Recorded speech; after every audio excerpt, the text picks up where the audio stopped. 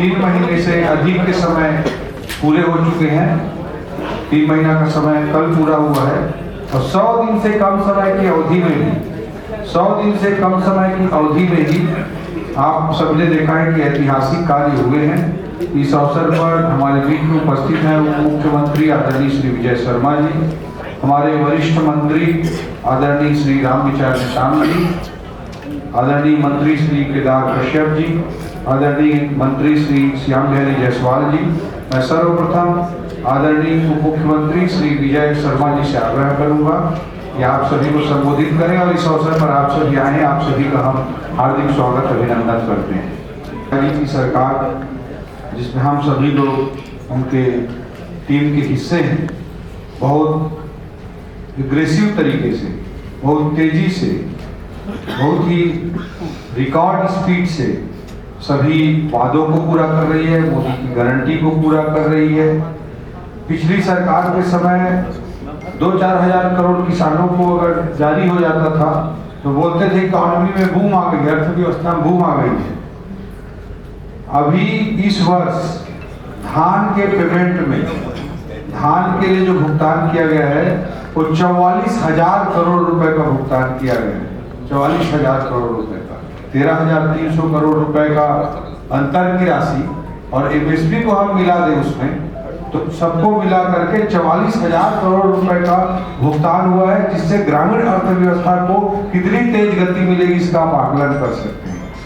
इसी तरह से महतारी बंधन के तहत 12,000 रुपए का भुगतान, या प्रधानमंत्री आवास योजना के तहत जो 18 लाख आवास के लिए लगातार हम कंटिन्यूअस पैसे जारी करेंगे, उससे भी ग्रामीण अर्थव्यवस्था में कितनी बड़ी गति आएगी, इस बात को आप महसूस कर सकते हैं। ये गारंटियों को हमने बहुत अच्छे तरीके से हमारी सरकार ने, सबने, सभी विभागों ने, सभी माननीय मंत्रियों ने, माननीय उप मुख्यमंत्री जी ने, सबने बहुत तेजी से पूरा किया है। बट मैं आप लोगों को 2-3 बिंदु और रखना चाहता हूं कि हमारी जो सरकार है वो एक विजन के साथ काम कर रही है। बजट में आपने सरकार के विजन को, विष्णुदेव साय जी के विजन को आपने बहुत अच्छे तरीके से देखा सुना है। हम लोग 2047 तक भारत छत्तीसगढ़, विकसित छत्तीसगढ़ के रूप में परिवर्तित हो, इसके लिए एक विजन डॉक्यूमेंट बनाने का काम चालू कर चुके हैं। उसकी मीटिंगें होना चालू हो चुकी हैं।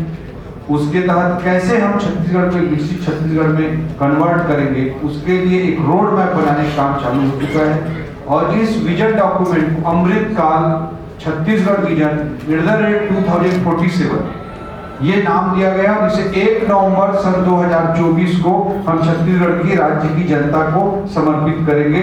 हमारी विष्णुदेव साय जी की सरकार 1 नवंबर को विजन डॉक्यूमेंट समर्पित करने जा रही है। इसके लिए छत्तीसगढ़ इकोनॉमिक एडवाइजरी काउंसिल की भी बात बजट में कही गई थी, ताकि देश के, दुनिया के सर्वश्रेष्ठ जो एक्सपर्ट हैं, अर्थशास्त्र के जो विशेषज्ञ हैं, उनसे हम एक्सपर्ट कमेंट ले सकें, एक्सपर्ट एडवाइस ले सकें।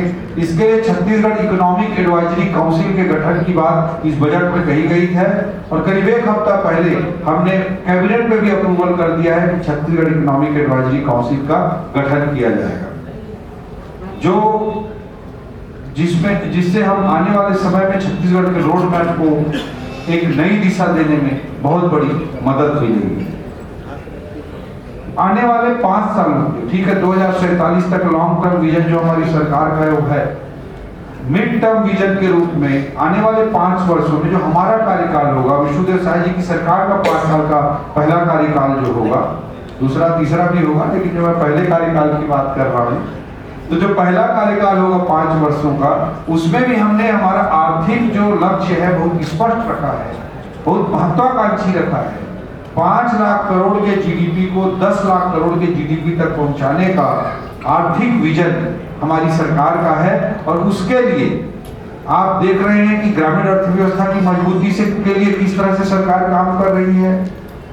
मेडिकल इंफ्रास्ट्रक्चर के आदरणीय स्वास्थ्य मंत्री जी ने अभी बताया कि मेडिकल सेक्टर में किस तरह के एग्रेसिव निर्णय हो रहे हैं। 1954 के बिल्डिंग पर सीन्स का मेडिकल कॉलेज चलता रहा और 5 साल में कोई उसको पूछने वाला नहीं था कि उसके लिए कितना पैसा चाहिए। 700 करोड़ रुपए का एक मुफ्त प्रावधान किया गया है। आपको बहुत आश्चर्य होगा, दुख होगा कि चिरमिरी में एक रेल लाइन है, उसके लिए 120 करोड़ का बजटीय प्रावधान केंद्र की सरकार ने करके रखा है और 50-50 के मॉडल पर था, 50% स्टेट को देना था। उसे 120 करोड़ रुपए का प्रावधान राज्य ने कहा कि हम नहीं करेंगे, लीक कर दे दिया केंद्र की सरकार। हमारी सरकार आते 120 करोड़ रुपए का बजटीय प्रावधान किया गया और अप्रैल आने के बाद हम उस पैसे को सीधा 120 करोड़ रुपए जारी कर देंगे ताकि वो रेलवे का काम पूरा प्रोजेक्ट पूरा हो सके और सरगुजा क्षेत्र में इस रेलवे के विस्तार को मजबूती मिल सके।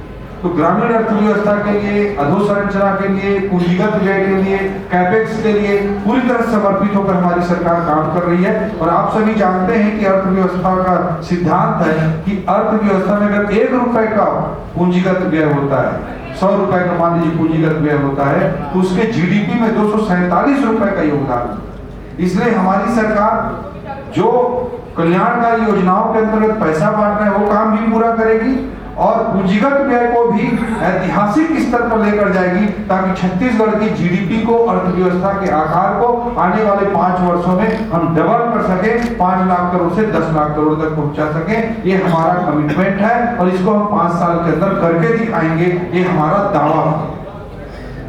आप सब लोगों को पता है छत्तीसगढ़ का सेकेंडरी सेक्टर बहुत मजबूत सेक्टर है, लेकिन जो टर्सरी सेक्टर है उस पर भी विश्वदेव साय जी की सरकार बहुत एग्रेसिव होकर आक्रामकता के साथ काम कर रही है।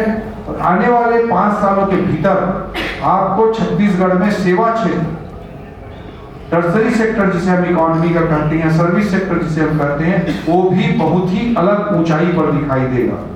हेल्थ केयर डेस्टिनेशन के रूप में रायपुर और उसके आसपास के क्षेत्र बदले हुए आपको दिखाई देंगे।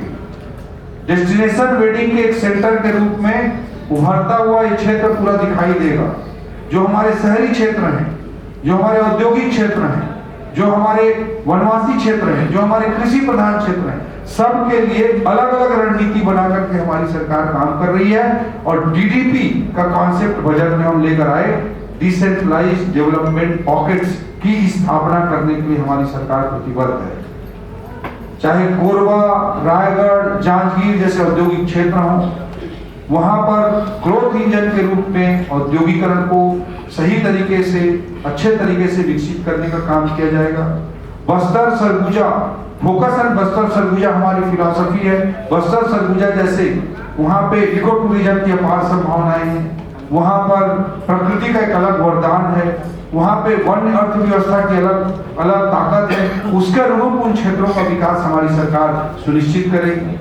इसके अलावा मैं आपको बताना चाहूंगा, नया रायपुर, रायपुर, बीरगांव, दुर्ग, भिलाई, राजनांदगांव, इन सभी क्षेत्रों को जोड़ते हुए जो अर्बेनाइजेशन की, शहरीकरण की जो हमारी प्रक्रिया है उसे एक नई ऊंचाई पर ले जाने के लिए, जैसे दिल्ली और आसपास के क्षेत्रों में एनसीआर बनाकर, नेशनल कैपिटल रीजन बनाकर के काम किया गया है, उसी तरह से इस क्षेत्र को एससीआर, स्टेट कैपिटल रीजन बना करके योजनाबद्ध ढंग से हमारी सरकार काम करेगी ताकि यह क्षेत्र भी एक ग्रोथ इंजन के रूप में काम कर सके। जो टूरिज्म के विकास के लिए चारों हमारे जो शक्तिपीठ हैं, चारों धाम का सर्किट भारत सरकार ने बनाया और आप देखते हैं कि किस तरह से वहाँ टूरिज्म का विकास हुआ। आने वाले वर्षों में हमारे चारों जो शक्तिपीठ है उसका भी विकास करने के लिए हमारी सरकार प्रतिबद्ध है। जो सांस्कृतिक पक्ष है उस पर भी हमारी सरकार पूर्णतः प्रतिबद्ध है और इसीलिए श्री रामलला दर्शन के लिए रामलला दर्शन योजना भी हमारी सरकार द्वारा चलाया जा रहा है। टर्सरी सेक्टर की जब हम बात करते हैं तो सबसे महत्वपूर्ण आईटी सेक्टर की बात वर्षों नहीं दशकों से छत्तीसगढ़ में होती आ रही है। ये आईटी सेक्टर छत्तीसगढ़ में क्यों नहीं आ सकता? ये बात बहुत लंबे समय से आप लोगों के माध्यम से भी कई बार हमको सवाल सुनने को हमेशा मिलता है।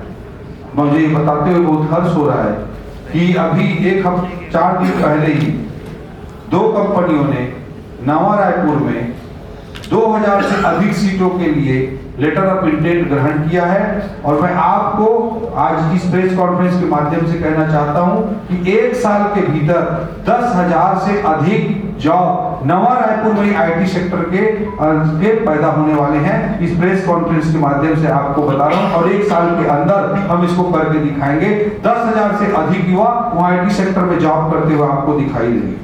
और नवा रायपुर भी एक नई ऊंचाई पर पहुंचेगा, जुन्ना रायपुर भी एक नई ऊंचाई पर पहुंचेगा और नवा रायपुर 5 साल में आपको बहुत ही अलग स्तर पे दिखाई देगा। उस समय मत बोलिएगा कि आप लोगों ने बताया नहीं। तो इस तरह के हर सेक्टर पे हर तरह से हमारी सरकार काम करने को प्रतिबद्ध है। जो सबसे बड़ा विषय भ्रष्टाचार का था पिछली सरकार में, उसे हमारी सरकार पारदर्शिता के साथ टेक्नोलॉजी का प्रयोग करके हर जगह उसे बेहतर करने के लिए पूर्णतः प्रतिबद्ध है। आप सब लोगों को पता है, जैसा कि आदरणीय विजय शर्मा जी ने कहा कि पीएससी में सीबीआई जांच का आदेश कर दिया गया है और वहीं पीएससी में रिफॉर्म्स कैसे हों उसके लिए प्रदीप जोशी जी की अध्यक्षता में आयोग का भी गठन कर दिया गया है ताकि पीएससी के रिफॉर्म्स अच्छे तरीके से किए जा सकें। प्रदीप जोशी जी का व्यक्तित्व किस तरह का रहा है, कितने अच्छे तरीके से उन्होंने छत्तीसगढ़ पीएससी को संचालित किया, बाद में उनको यूपीएससी का मेंबर बनाया गया, फिर यूपीएससी का चेयरमैन उनको मोदी जी की सरकार द्वारा बनाया गया। उन्हें इतनी व्यस्तता रहती है। हमारी सरकार ने, हमारे मुख्यमंत्री जी ने, हम सब लोगों ने निवेदन किया कि सर आप यहाँ की पीएससी सुधारने के लिए समय दीजिए और उन्होंने अपनी तमाम व्यस्तताओं के बावजूद इस रिफॉर्म कमीशन को हेड करना स्वीकार किया है और आने वाले समय में चंद महीनों में छत्तीसगढ़ पीएससी का स्वरूप आपको एक अच्छे स्तर पर दिखाई देगा। सारे रिफॉर्म्स के एजेंडे वहां पर इम्प्लीमेंट होंगे। इसके लिए विष्णुदेव साय जी की सरकार पूर्णतः प्रतिबद्ध है। आप सब लोगों को पता है कि जब सिस्टम अच्छा रहता है तो लोगों के, भ्रष्टाचारियों के जेब में पैसा कम जाता है, सरकार के खजाने में पैसा ज्यादा जाता है। और जब टेक्नोलॉजी को खत्म करके सिस्टम को खत्म कर दिया जाता है तो भ्रष्टाचारियों के जेब में ज्यादा पैसा जाता है और सरकार के खजाने में कम पैसा जाता है। पिछली सरकार ने हर जगह सिस्टम को बिगाड़ने का काम किया, टेक्नोलॉजी जहां पर थी उसे समाप्त करने का काम किया। आप सब लोगों को पता है कि खनिज में रॉयल्टी के लिए ऑनलाइन रॉयल्टी प्रणाली थी, उसे समाप्त कर दिया गया जुलाई 2020 में और ऑफलाइन किया गया। गंगा को उल्टी बहाने का काम अगर कोई कर सकती है तो कांग्रेस के लोग ही कोशिश कर सकते हैं। हालांकि गंगा कभी उल्टी बहेगी नहीं और जनता ने वो बता दिया कि गंगा कभी उल्टी नहीं बह सकती। तो आप सब ने देखा कि ऑनलाइन जो रॉयल्टी पर्ची का सिस्टम था उसे समाप्त करते हुए उन्होंने ऑफलाइन किया था। विष्णुदेव साय जी की सरकार ने, विष्णुदेव साय जी ने विधानसभा में खुला ऐलान किया कि हम इसे फिर से ऑनलाइन सिस्टम करेंगे और हमारी सरकार सुशासन के लिए, पारदर्शिता के लिए पूरी तरह से प्रतिबद्ध है और हर जगह यह काम करते जा रही है। मोदी की गारंटी भी पूरी होगी और विष्णु का सुशासन भी पूरा होगा। 100 दिन से पहले भी इतने सारे कामों को इस सरकार ने करके दिखाया है और 5 सालों के अंदर छत्तीसगढ़ को एक नई ऊंचाई पर ले जाने के लिए हमारी सरकार विष्णुदेव साय जी के नेतृत्व में पूर्णतः प्रतिबद्ध है। धन्यवाद।